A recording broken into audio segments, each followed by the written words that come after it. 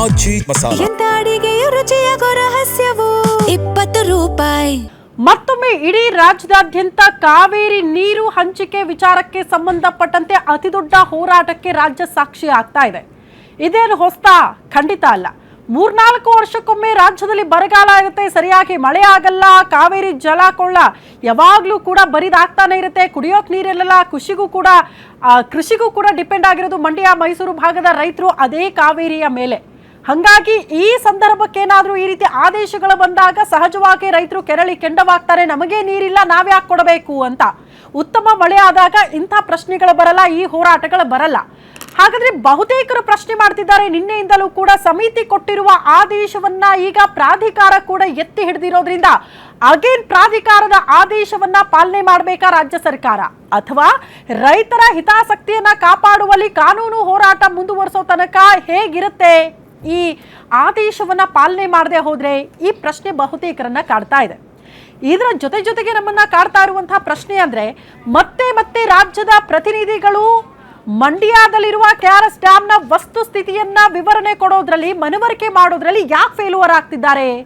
ನಮ್ಮ ಹತ್ರ ಇರುವ ನೀರೇ ಕುಡಿಯೋದಕ್ಕಾಗಲ್ಲ ಅಂದ್ರೆ ಈ ವಾಸ್ತವ ಪರಿಸ್ಥಿತಿ ಯಾಕೆ ಮನವರಿಕೆ ಮಾಡೋದಕ್ಕೆ ಸಾಧ್ಯ ಆಗ್ತಾ ಇಲ್ಲ?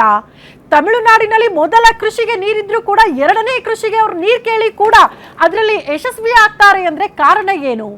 ಎಲ್ಲಿ ಟೆಕ್ನಿಕಲ್ ಎರರ್ಸ್ ಆಗ್ತಾ ಇದೆ? ಎಲ್ಲಿ ನಮ್ಮ ರಾಜ್ಯದ ಪ್ರತಿನಿಧಿಗಳು ಎಡವುತ್ತಾ ಇದ್ದಾರೆ? ಇದು ಪ್ರಶ್ನೆ ಇರೋದು. ಈಗ ಸರ್ಕಾರದ ಮುಂದೆ ಇರುವಂತಹ ಆಪ್ಷನ್ಗಳೇನು ಮತ್ತು ನಮ್ಮ ಪ್ರತಿನಿಧಿಗಳು ಮನವರಿಕೆ ಮಾಡುವಲ್ಲಿ ನಿಜಕ್ಕೂ ಫೇಲ್ಯೂರ್ ಆದ್ರೆ ಎಲ್ಲಿ ಫೇಲ್ ಆದ್ರು ಅದ್ರ ಬಗ್ಗೆ ಪ್ರಶ್ನೆ ಇದೆ. ಇದ್ರ ಬಗ್ಗೆನೇ ಇವತ್ತು ಸುದೀರ್ಘವಾಗಿ ಚರ್ಚೆ ಮಾಡೋಣ. ಇದೆ ಈ ಹೊತ್ತಿನ ವಿಶೇಷ ಕಾವೇರಿ ಜಲಾಗ್ನಿ.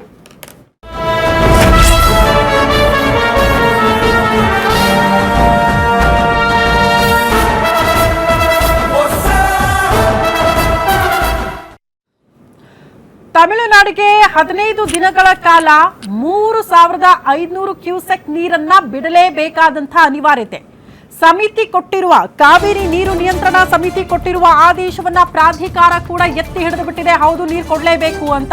ಹಂಗಾಗಿ ನಮ್ಮ ರೈತರು ಹೇಳ್ತಿದ್ದಾರೆ, ರಕ್ತ ಕೊಡ್ತೀವಿ, ಬೇಕಾದ್ರೆ ನೀರು ಕೊಡೋದಕ್ಕೆ ಸಾಧ್ಯ ಇಲ್ಲ ಅಂತ. ಹಂಗಾಗಿ ಇಡೀ ರಾಜ್ಯದಾದ್ಯಂತ ಕಾವೇರಿಯ ಕಿಚ್ಚು ಹಬ್ಬಿದೆ. ತಮಿಳುನಾಡಿಗೆ ನೀರು ಬಿಡೋ ನಿರ್ಧಾರಕ್ಕೆ ಕರ್ನಾಟಕ ಕೊತ ಅಂತ ಕುದಿತಾ ಇದೆ. ಮಂಡ್ಯದಲ್ಲಿ ಕಾವೇರಿ ಕಣ್ಣೀರು, ರಸ್ತೆಯಲ್ಲಿ ಉರುಳಾಡಿ ಬೊಬ್ಬಿರಿದು ಕನ್ನಡಿಗರು ಆಕ್ರೋಶವನ್ನ ಹೊರಹಾಕ್ತಿದ್ದಾರೆ. ವಾದ ಮಂಡಿಸುವಲ್ಲಿ ಎಡುತ್ತಾ ಸರ್ಕಾರ, KRSಗೆ ಮುತ್ತಿಗೆ ಹಾಕ್ತೀವಿ ಅಂತ ಬಿಜೆಪಿ ನಾಯಕರು ನಿರ್ಧಾರ ಮಾಡಿದ್ದಾರೆ. ಕಾವೇರಿ ವಿಷಯದಲ್ಲಿ ಮತ್ತೆ ರಾಜ್ಯಕ್ಕೆ ಅನ್ಯಾಯ ಆಗ್ತಾ ಇರೋದಕ್ಕೆ ಕಾರಣ ಏನು? 3-4 ವರ್ಷಕ್ಕೊಮ್ಮೆ ಇದೇ ಪರಿಸ್ಥಿತಿ ರಾಜ್ಯಕ್ಕೆ ಯಾಕೆ? ಕಾವೇರಿ ನಮ್ದು, ಬಿಡೋ ಮಾತೇ ಇಲ್ಲ ಅಂತ ವಿವಿಧ ಸಂಘಟನೆಯವರು ಹೇಳ್ತಿದ್ದಾರೆ.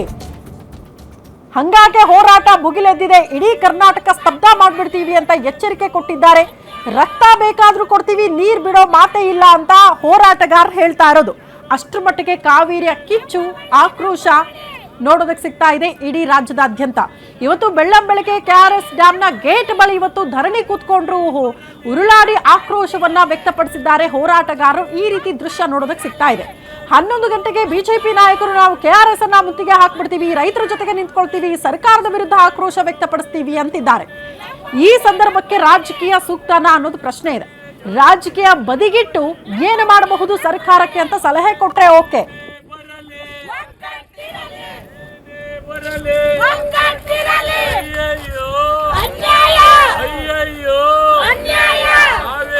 ರಕ್ಷಣೆ ಯಾರವಣೆ ಯಾರವಣೆ ಕಾವೇರಿ ರಕ್ಷಣೆ ಯಾರವಣೆ ಯಾರವಣೆ.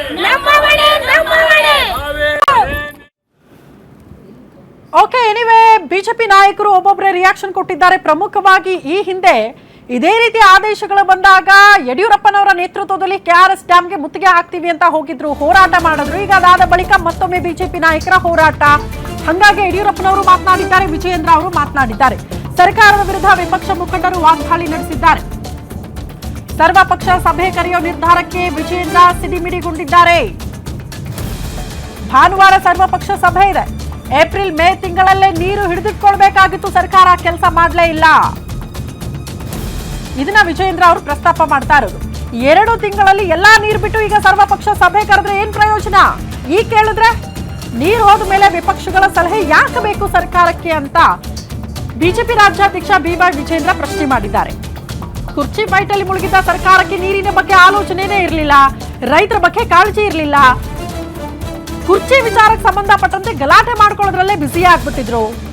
ಇದರಲ್ಲೇ ಕಾಂಗ್ರೆಸ್ ತನ್ನ ಆಡಳಿತವನ್ನ ಅಥವಾ ಆಡಳಿತದ ಸಮಯವನ್ನ ವ್ಯರ್ಥ ಮಾಡಿದೆ ಅಂತ ವಿಜಯೇಂದ್ರ ಅವರು ಸರ್ಕಾರದ ವಿರುದ್ಧ ವಾಗ್ದಾಳಿ ನಡೆಸಿದ್ದಾರೆ. ಸರ್ಕಾರ ತಕ್ಷಣವೇ ಸುಪ್ರೀಂ ಕೋರ್ಟ್ಗೆ ಮೇಲ್ಮನವಿ ಸಲ್ಲಿಸಬೇಕು, ಕಾನೂನು ಹೋರಾಟವನ್ನ ಮಾಡಬೇಕು, ರೈತರ ಹಿತ ಕಾಪಾಡೋದಕ್ಕೆ ಸರ್ಕಾರ ಯಾವಾಗಲೂ ಕೂಡ ಬದ್ಧವಾಗಿರುತ್ತೆ ಅನ್ನುವಂತ ರಿಯಾಕ್ಷನ್ ಕೂಡ ಕೇಳೋದಕ್ಕೆ ಸಿಗ್ತಾ ಇದೆ.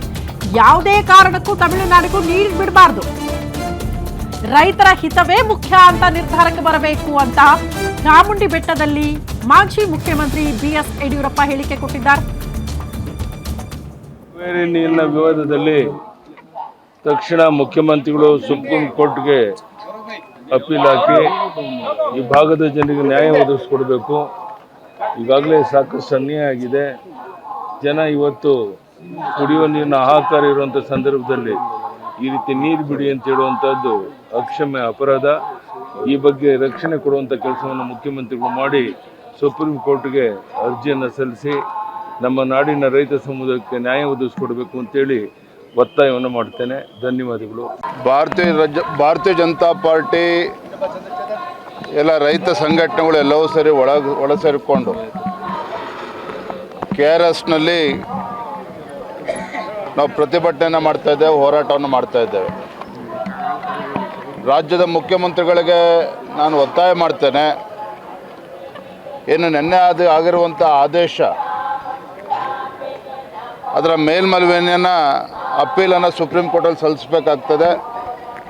ಕಾವೇರಿ ಕೊಳ್ಳದ ರೈತರ ರಕ್ಷಣೆಗೆ ಅವರು ಕ್ರಮವನ್ನು ಕೈಗೊಳ್ಳಬೇಕಾಗತ್ತೆ. ಈಗಾಗಲೇ ಕುಡಿಯೋ ನೀರಿನ ಹಾಹಾಕಾರ, ರೈತರ ಬೆಳೆಗೆ ನೀರೇ ಇಲ್ಲದಿರ್ತಕ್ಕಂಥ ಪರಿಸ್ಥಿತಿನಲ್ಲಿ ಮತ್ತೆ ತಮಿಳುನಾಡಿಗೆ ನೀರು ಬಿಡ್ತಕ್ಕಂಥದ್ದು ಸಮಂಜಸವಲ್ಲ.